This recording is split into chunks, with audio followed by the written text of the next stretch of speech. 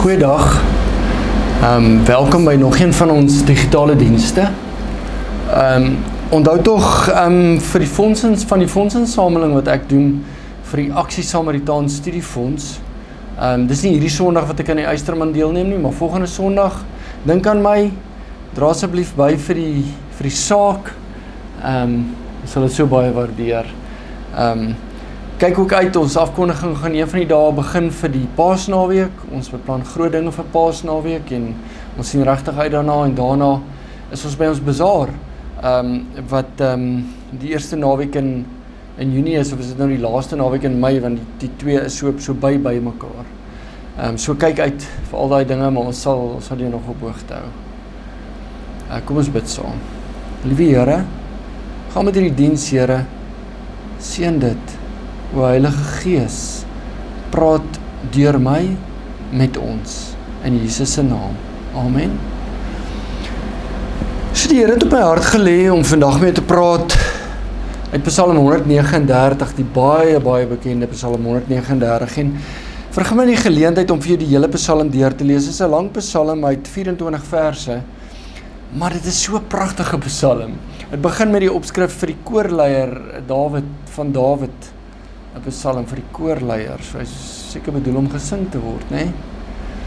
En daar's 'n pragtige lied van, dink Lauren Daigle, waar sy sing, You search me, you know me, you see my every move. Dis 'n pragtige lied,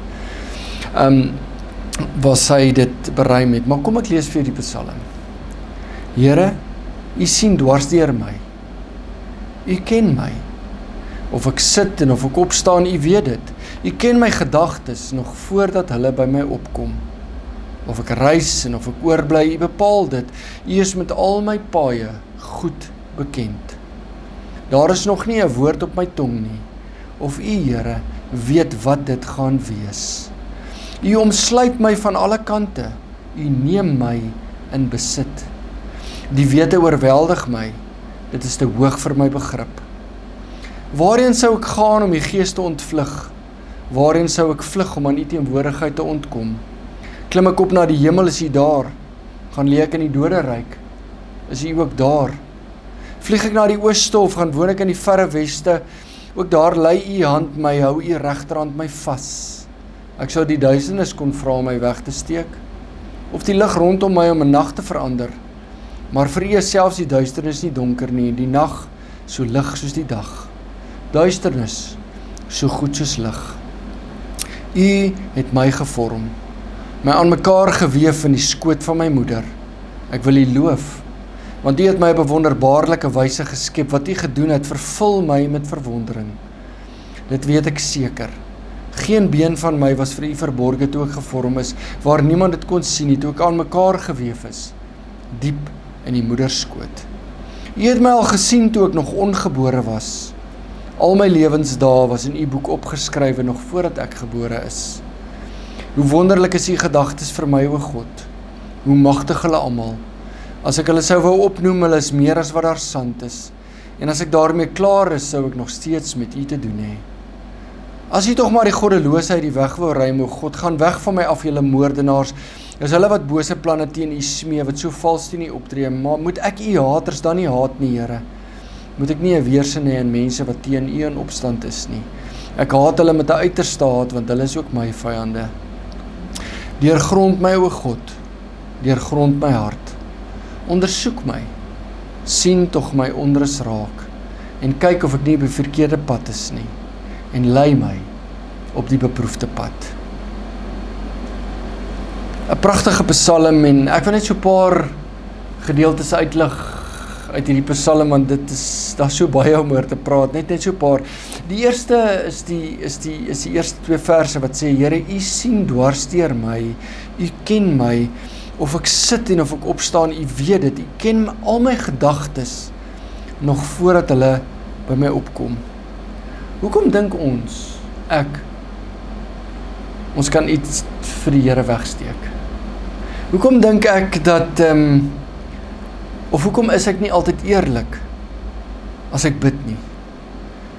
Daar is goed wat ek reken ek nie met die Here hoef te bespreek nie. Onlangs dink ek nee, ek moet 'n kar koop. Ek moet nou 'n outomatiese kar kry want ek is nou 50, ek moet nou 'n outomatiese kar kry. En ek gaan kyk na die kar maar dinge werk nie lekker uit nie. Jy weet die finansies werk nie lekker uit nie, maar die kar moet ek koop en ek dryf die ding En eventually dink ek by myself, maar kom, miskien moet ek maar net gaan sit en met die Here ook oor die ding praat. En toe ek met die Here oop en eerlik en reguit begin praat, toe dink ek by myself, jene Henry, dis mos nie die regte ding hierdie nie. En dit het by my 'n gedagte laat opkom. Hoekom praat ek nie met die Here oor iets soos kar koop nie, of praat ons nie met die Here oor dit nie? Toe sê iemand anders vir my, dat hy wou 'n baie duur horlosie koop, en toe hy die horlosie aansit, toe besef hy maar, hy moet nie hierdie horlosie koop nie, en kort daarna is hy in 'n rooftog, waar hulle miskien om sou skade aan doen, om hierdie horlosie te kry. Dit het my nogal geraak. Is dit so, dat God in die fynste detail van ons lewe betrokke is, en dat ons regtig eerlik met hom moet wees, en dat ons vir hom moet sê, wat op ons hart is. Hy ken ons. Hy ken my. Hy ken al hierdie dinge van my. Ek kan dit nie vir hom wegsteek nie, maar ten spyte daarvan, is ek sy geliefde, en sê hierdie Psalm, is hy naby my, en hy ken my, nog voordat ek gebore is, toe ek aan mekaar geweef is in my moeder skoot. Hy het my eintlik aan mekaar geweef. Hy is my Vader. Hy is vir my lief. Dis geen wonder dat die psalmdigter sê, die wete oorweldig my, dis te hoog vir my begrip. Dit is so. Dit oorweldig my om te dink, dat al weet God alles van my af, al ken hy my intiem, al weet hy elke ding van my af, bly hy nog steeds vir my lief. Ek het oor die lied gepraat, ek hoop dis door Lauren Daigle wat het sing. Maar ek dink het is, maar luister na die woorde van die lied. Sy sê, you search me, you know me, you see my every move.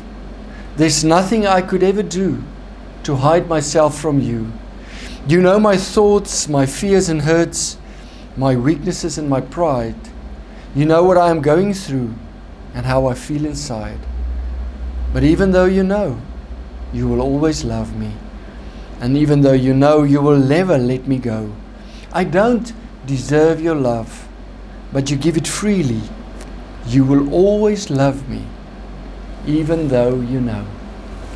Vir die psalmdigter maak hierdie wete bang, hy wil weghardloop. Dan sê hy, waarin sou ek gaan om van die gees te ontvlug? Waarin sou ek gaan om aan die teenwoordigheid te ontkom? Want hy dink by homself, hy wil weghardloop, want God weet al hierdie goed van hom, hy ken sy sonde. Die ding van sonde is, saam met sonde gaan daar 'n skaamte. Ken jy dit? Ken jy die skaamte wat jy partykeer het oor sonde en dit jy nie wil hê mense moet uitvind wat is jou sonde nie, want jy het 'n skaamte daaroor. En nou het ek dit by God ook. Maar ek kan dit hê nie, ek hoef dit nie te hê nie, dis dom om dit te hê, want God deurgrond my, hy ken my. Ek hoef nie skaam te wees voor God nie. Hy weet wie ek is.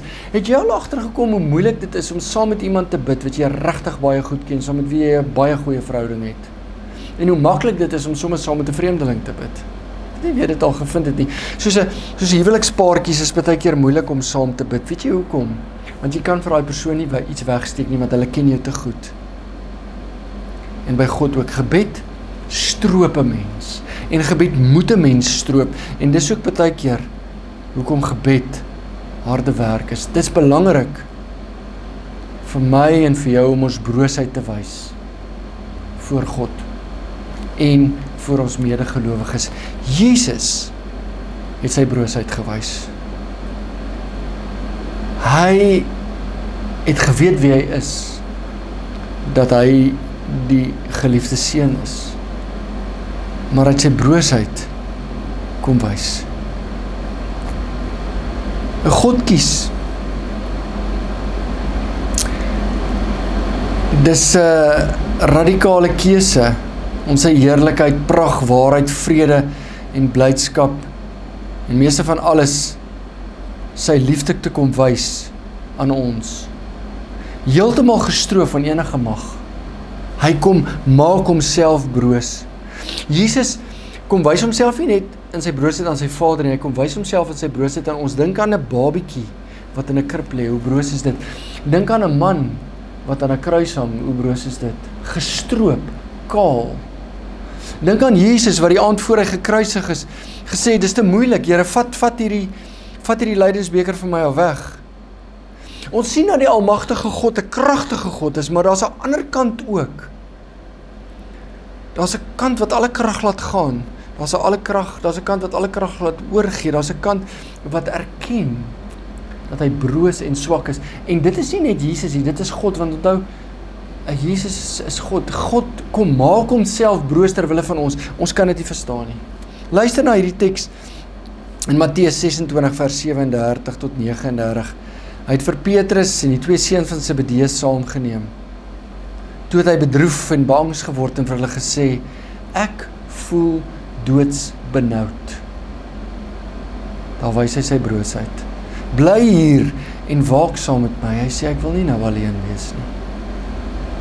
Hy het 'n entjie verder gegaan en daar gekniel met die gesig teen die grond en gebid, my Vader, as dit moontlik is, laat hierdie lydensbeker by my verbygaan. Moet nogtans nie doen soos ek wil nie, maar soos u wil. Jesus erken dat hy doodsbenoud is. Ons moet dit ook erken. Voor God en voor ons medegelowiges, voor die wêreld. Want dit is waar die krag lê. Hy vra na sy Vader se wil. Hoekom? Want hy weet waar sy krag lê. Sy krag lê by sy Vader. Ons dink ons krag lê by ons. Ons moet dinge uitsort. Maar Jesus kom wys vir ons dat sy krag lê by sy Vader. Dit lê by God. Maar die misterie is dat God homself kragteloos gemaak het. Vir ons is moeilik om te verstaan dat hy homself broods gemaak het. Dit is ware liefde. Jesus sê in Johannes 14 vers 9, wie my sien, sien die Vader. Wie my sien, sien die Vader.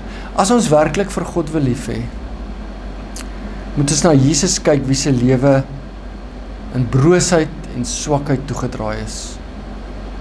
En hierdie broosheid en swakheid maak die hart van die Vader oop, sodat ons kan sien wie die Vader regtig is. Mense kritiseer my partykeer en sê ek preek nie genoeg oor God se oordeel nie. En dit is so. Ek vat die kritiek. En ek besef is dit 'n tekortkoming, maar ek het 'n kykie gekry in God se broosheid. Sy brose hart wat hy vir ons kom ontbloot het, en al wat ek sien is God se liefde. En ek weet daar's 'n ander kant ook, 'n regverdige kant. Psalm 139 sê, hoe wonderlik is u gedagtes vir my, o God. Hoe magtig hulle almal. Ek het onlangs te doen gehad met 'n paartjie wat gesukkel het om swanger te word. En toe die mamma op 35 weke die babatjie verloor. Die babatjie is toe met 'n keiser uitgehaal en die mense is gebreek. Wat sê ek? Ek het niks om te sê nie. Wat sê God? Wel, God se hart is seer. Sy hart is gebroken. En dis wat ek vir hulle gesê het. Ek het vir hulle gesê, julle baba is in Jesus se arms. Kan ek dit sê? Wel, een ding weet ek. Ek weet dat God vol liefde is en vol genade. En wat hy ook al doen, hy doen altyd alles uit liefde en genade. En hy was self ook 'n baba, 'n brose baba. Luister wat staan in vers 14, ek wil u loof, want u het my op 'n wonderbaarlike wyse geskep. Wat u gedoen het, vervul my met verwondering. Dit weet ek seker, Geen been van my was vir u verborge toe ek gevorm is, waar niemand dit kon sien nie, toe ek aan mekaar geweef is, diep in die moederskoot. U het my al gesien toe ek nog ongebore was. Al my lewensdae was in u boek opgeskrywe nog voordat ek gebore is. Hoe wonderlik is u gedagtes vir my, o God, hoe magtig hulle almal. As ek hulle sou wou opnoem, hulle is meer as wat daar sand is, en as ek daarmee klaar is, sou ek nog steeds met u te doen hê. Daai baba, wat op 35 weke in sy moeder se baarmoeder oorlede is God se geliefde kind. God ken hom, God het hom aan mekaar geweef, en God gaan sy liefde op daai kind en op daai ouers uitstort. En hulle is gebreek, ek is gebreek. Maar uit hierdie gebrokenheid kom daar geweldige krag. Dis nie nou daar nie. Hulle is nou nog eers gebroken.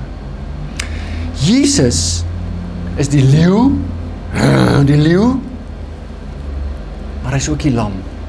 Luister na Openbaring, hy sê, in Openbaring staan daar, Openbaring 5 vers 5 tot 6, toe sê een van die ouderlinge vir my, moenie huil nie. Kyk, die leeu uit die stam van Juda, die afstammeling van Dawid het die oorwinning behaal, en kan die boek met die 7 seels oopmaak. Toe het ek voor die troon wat omring was deur die 4 lewende wesens, tussen die troon en die ouderlinge 'n lammetjie sien staan, die een wat geslag was, brose lammetjie. Hy het 7 horings en 7 oë gehad. Die 7 oë is die 7 geeste van God wat oor die hele aarde uitgestuur is. So sien jy hierso dat Jesus word voorgestel as 'n leeu, kragtig, en as 'n lam, broos, swak, weerloos. 'n Paradoks.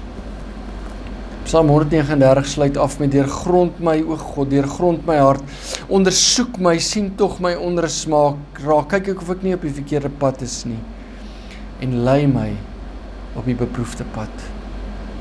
Op watter pad gaan God ons lei? Die pad van pyn en lyding en swaar kry, kruisiging, dit is God se pad. En dit wil vir my lyk asof God se krag nie uit die leeu kom nie, maar uit die lam. En dit lyk vir my asof die lam vir die leeu krag gee, nie asof die leeu vir die lam krag gee nie. 2 Korintiërs 5 vers 14 tot 15, die liefde van Christus dring ons, omdat ons tot die insig gekom het dat een vir almal gesterwe het, en dit beteken dat almal gesterwe het.